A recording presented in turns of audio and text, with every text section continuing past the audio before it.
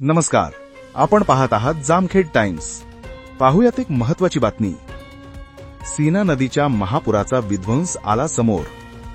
चोंडीतील बंधाऱ्याला पडले भगदाड, पुलावरील डांबरी रस्त्याच्या झाऱ्या चिंधड्या।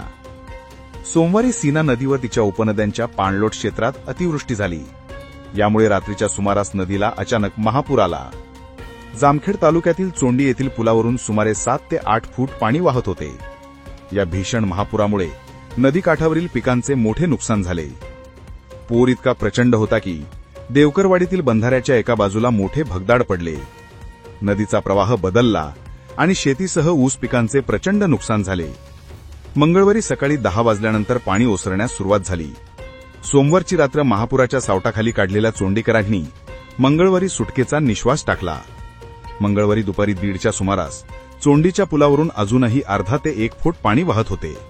नदीचा प्रवाह प्रचंड वेगाने सुरूच होता। या पुरामुळे पुलावरील डांबरी रस्त्याच्या अक्षरशः चिंधड्या झाल्या आहेत। पूर ओसरल्यानंतर तातडीने पुलाची डागडुजी हाती घ्यावी लागणार आहे। शेतकऱ्यांचे प्रचंड नुकसान झाले आहे। नुकसानीचे पंचनामे तातडीने करावेत अशी मागणी होत आहे। अशाच नवनवीन व ताज्या अपडेट्ससाठी फॉलो करा जामखेड टाइम्स।